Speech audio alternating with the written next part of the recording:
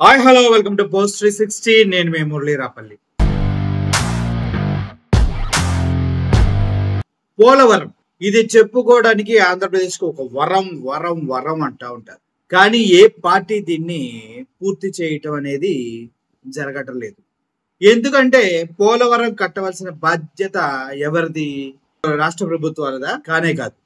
పోలవరం నిర్మించి ఆంధ్రప్రదేశ్కి ఇవ్వవలసిన బాధ్యత సెంట్రల్ గవర్నమెంట్ అంటే బీజేపీ గవర్నమెంట్ ఇది ప్రస్తుతానికి అధికారంలో ఉంది. కాబట్టి ఈ పోలవరం గొడవ ఇప్పటిది కాదు, గత 40 సంవత్సరాల నుంచి పోలవరం గురించి చర్చలు జరుగుతూనే ఉన్నాయి. పోలవరానికి ఫండ్స్ వస్తూనే ఉన్నాయి. ఏ పార్టీ అధికారంలోకి వచ్చినా పోలవరాన్ని అడ్డు పెట్టుకుని ఓట్లు దండుకునే ప్రయత్నం చేశారు. కానీ ఇప్పటి వరకు పూర్తి స్థాయిలో కంప్లీట్ చేయడానికి ఏ ఒక్కరు కూడా ముందుకు రాలేదు. కొద్ది గొప్ప జగన్మోహన్ రెడ్డి గారు బాగు చేశారంటూ బీజేపీ నేతలే చెప్పడం మనం విన్నాం.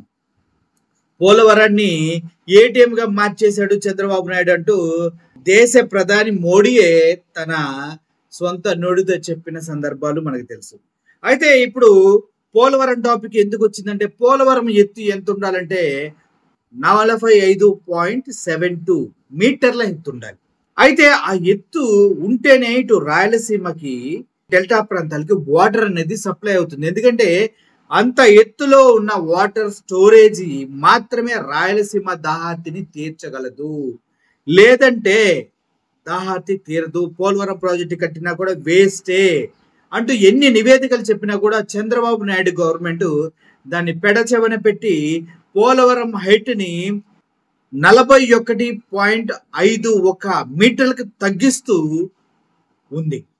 ఇది చాలా చాలా చాలా తప్పు. ఎందుకంటే ప్రాజెక్టు కట్టేదే రైతుల అవసరాల కోసం, బీడు భూములు సస్యశ్యామలం కావడం కోసం. కానీ ఇప్పుడు టీడీపీ గవర్నమెంట్ తీసుకున్నటువంటి ఈ నిర్ణయం వల్ల అటు రాయలసీమకి చుక్క నీరు కూడా వెళ్ళేటువంటి అవకాశం ఉండదు.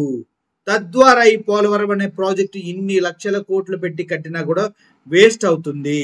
ఒకవేళ 45.72 మీటర్ల ఎత్తుంటే 194 టీఎంసీల వాటర్ స్టోర్ అవుతుంది. దాన్ని వదిలినప్పుడు ఆ ఫోర్స్ కి రాయలసీమ బీడు భూములు, డెల్టా ప్రాంతాలు ఎక్కడెక్కడైతే ఉన్నాయో అవి మొత్తం తడుపుకుంటూ వెళ్తుంది.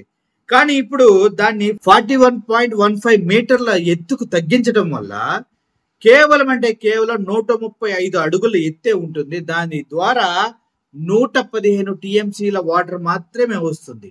115 టీఎంసీల వాటర్ ఉంటే రాయలసీమ డెల్టా ప్రాంతాలకి వాటర్ అందవు. ఇది తెలిసి కూడా కేంద్ర ప్రభుత్వంతో లాలూచి అయినటువంటి టీడీపీ గవర్నమెంట్, కూటమి ప్రభుత్వం ఇప్పుడు పోలవరం హైట్ ని తగ్గిస్తున్నట్టుగా వార్తలు చూస్తుంది. వాస్తవాలు మనం గమనించినట్లయితే విభజన చట్టంలో ఉన్నటువంటి పోలవరాన్ని రాజధానిని కంప్లీట్ చేసి ఇవ్వాల్సిన బాధ్యత సెంట్రల్ గవర్నమెంట్ పైన ఉంది. మన వాళ్ళు వెళ్ళి వాళ్ళ దగ్గరికి భిక్షం ఎత్తుకుంటా ఉంటారు. పోలవరానికి 10,000 ఇవ్వండి, పోలవరానికి 5,000 కోట్లు ఇవ్వండి. సిగ్గు సర్వలు లేకుండా తయారయ్యారు. మనం ఆ స్పిల్వే నిర్మాణంలో బొక్కలు పెట్టారు. ఇలా చాలా చాలా చేసుకుంటూ వెళ్ళి పోలవరాన్ని ఒక ఏటీఎం గా మార్చేశారని మోడీ తిట్టాడు. అయినా కూడా సిగ్గు లేకుండా ఇప్పుడు ఆ రెండు పార్టీలు కలిసి పోలవరం హైట్ తగ్గించి దానిపైన ముందుకు నడపాలని చూస్తూ ఉన్నారు. సో దీనికి సంబంధించిన ఆర్టికల్ ఒకటి మీకోసం చదవాలని చూస్తున్నా. చూడండి. చట్టసభల్లో ప్రభుత్వ సమాధానం ప్రజాశక్తిలో వచ్చింది. అమరావతి బ్యూరో పోలవరం ఎత్తును 41.15 మీటర్లు మాత్రమే రివైజ్డ్ కాస్ట్ కమిటీ ఆర్సీసీ అనుమతించగా ప్రభుత్వం స్పష్టం చేసింది. ఈ మేరకు పనులు చేపడుతున్నట్లు తెలిపింది.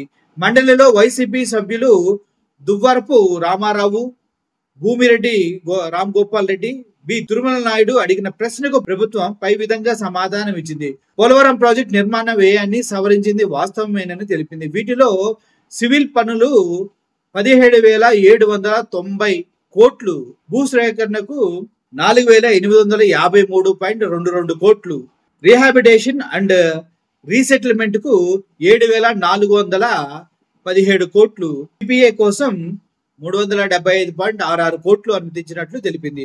అదే సమయంలో హెడ్ వర్క్ 75.79% పూర్తిగా చేసినట్లు, పునరావాస పనులు మాత్రం 25.11% పూర్తయినట్లు తెలిపింది. దీంతో ప్రాజెక్టు పూర్తి స్థాయి సామర్థ్యానికి నిర్మిస్తామని చెబుతున్న మాటలు అబద్ధమని తేలిపోయింది. అర్థమవుతుంది కదా. మొత్తానికి పోలవరం హైట్ తగ్గించి ప్రజల నెత్తిన శతగోపం పెట్టి అటు సెంట్రల్ గవర్నమెంట్ ఇటు రాష్ట్ర గవర్నమెంట్ ఆంధ్రప్రదేశ్ ప్రజల జీవనాడి పోలవరం అన్న మాటను తీసి పడేసి అది ఒక దరిద్రమైన ప్రాజెక్టుగా తీర్చిదిద్దే ప్రయత్నం విడిగా జరిగిపోయింది. దీన్ని ఎలా మనం సమర్థించాలో ఒకసారి చెప్పండి. మన రైతన్నలకి జరిగే అన్యాయాలలో ఇది పెద్దది, అతి పెద్ద అన్యాయం. గత 40 సంవత్సరాల దగ్గర నుంచి ఏ గవర్నమెంట్ వచ్చినా పోలవరం చెప్పుకుంటూ ఓట్లు దండుకుంటూ మేము కంప్లీట్ చేస్తా ఉంటే పోటీ పడుతున్నారు. కానీ చివరికి ఎవరు కంప్లీట్ చేయట్లేదు. దాన్ని ఒక ఏటీఎంగా మార్చుకొని వచ్చిన డబ్బులు తినేసి చివరికి ఎత్తు తగ్గించి ఇది తగ్గించి రైతులకి ఆంధ్రప్రదేశ్ ప్రజానీకానికి అన్యాయం చేస్తూ ఉన్నారు. ఇది కేంద్ర గవర్నమెంట్ తప్పు, రాష్ట్ర గవర్నమెంట్ తప్పు. వాళ్ళిద్దరూ కూటమిలో ఉండి ఇలా అన్యాయం చేయడం అన్నిటికన్నా పెద్ద తప్పని మనసారా తెలియజేసుకుంటూ దీనిపైన ప్రతి ఒక్కరూ గలమెత్తి పోరాడాల్సిన అవసరం ఎంతైనా ఉందని సవినయంగా విన్నవించుకున్నాను. Thank you for watching this video. Murali సైనిగా థ్యాంక్ యూ సో మచ్.